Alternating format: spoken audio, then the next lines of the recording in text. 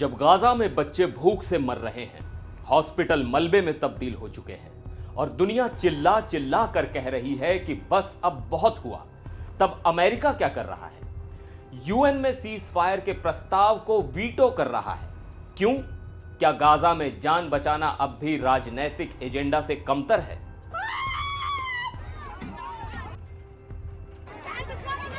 नमस्कार, मैं हूं सिद्धार्थ प्रकाश। यह कहानी सिर्फ गाजा की नहीं है, यह कहानी है इंसानियत की उस हार की जो न्यूयॉर्क की एक इमारत यानी यूएन सिक्योरिटी काउंसिल में फिर से दर्ज हो गई। अमेरिका ने एक बार फिर वीटो कर दिया है वो प्रस्ताव जिसमें गाजा में परमानेंट सीज फायर, बंधकों की रिहाई और राहत सामग्री के लिए बिना रुकावट एंट्री की बात की गई थी। आइए आज इस पूरी कहानी को डिटेल में समझते हैं। तो सबसे पहले सवाल, अमेरिका ने इस प्रस्ताव को वीटो क्यों किया?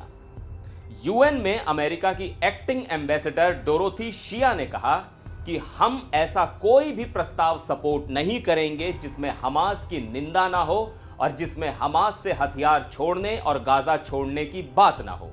मतलब साफ है, अमेरिका का मानना है कि इस प्रस्ताव से हमास को फायदा मिलेगा और इससे जमीन पर शांति की कोशिशें कमजोर होंगी।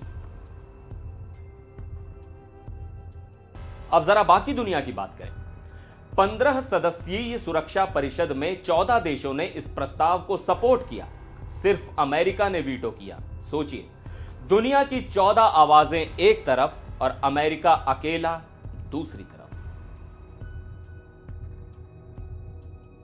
अब जरा गाजा की जमीनी हकीकत पर नजर डालिए।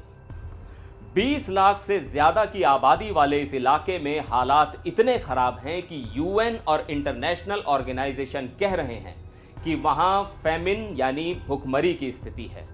इजराइल ने पिछले महीने 11 हफ्तों का ब्लॉकेड हटाया तो सही, लेकिन अब भी राहत सामग्री बेहद सीमित मात्रा में ही पहुंच रही है। अब इजराइल इस प्रस्ताव से क्यों नाराज है? इजराइल का कहना है हमास गाजा में रह ही नहीं सकता। वो कहता है कि हमास टेरर ऑपरेटिव्स हैं जो सिविलियंस की आड़ में छिपकर काम कर रहे हैं। Israeli UN ambassador Danny Danon ने तो बाकी देशों से यहां तक कह दिया कि आपने शांति नहीं, आतंक को चुना है, आपने आत्मसमर्पण को चुना है। मतलब कि जो देश सीज फायर चाहते हैं वो आतंक के सामने झुक रहे हैं। ब्रिटेन ने भी इजराइल को खुलेआम घेरा। यूके की एम्बेसडर बारबरा वुडवर्ड ने कहा कि इजराइल की मिलिट्री ऑपरेशन को बढ़ाना और राहत रोकना यह सब नाजायज, डिस्प्रोपोर्शनेट और काउंटर प्रोडक्टिव है। वहीं स्लोवेनिया के एम्बेसडर ने कहा कि बस बहुत हुआ, इंसानों को तकलीफ देना और खाने को हथियार बनाना। हमास ने अमेरिका के वीटो को ब्लाइंड बायस बताया, यानी कि अमेरिका आंख मूंद कर इजराइल का साथ दे रहा है।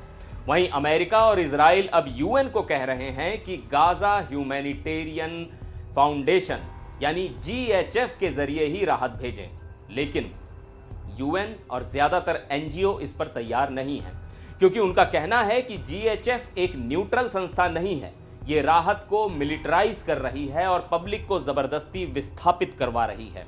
यानी अब राहत का रास्ता भी राजनीति से होकर निकल रहा है। अब सवाल है, क्या यह प्रस्ताव अब पूरी तरह से मर गया है? तो जवाब है नहीं। अब इसे संयुक्त राष्ट्र महासभा में रखा जाएगा। वहां कोई वीटो नहीं चलता और लगभग तय है कि वहां इसे पास कर दिया जाएगा। लेकिन इजराइल पहले ही कह चुका है कि कोई भी वोट, कोई भी प्रस्ताव हमें रोक नहीं सकता। यानी मैदान पर बम गिरते रहेंगे और गाजा में भूख से जानें जाती रहेंगी। तो एक तरफ भूख है, दूसरी तरफ हथियार हैं, एक तरफ बच्चे हैं, दूसरी तरफ राजनीति है। कमेंट्स में जरूर बताइएगा कि क्या अमेरिका ने सही किया या गलत। अगर आपको ये वीडियो इंफॉर्मेटिव लगा हो तो जरूर शेयर कीजिएगा। मिलते हैं अगले वीडियो में, तब तक के लिए नमस्कार।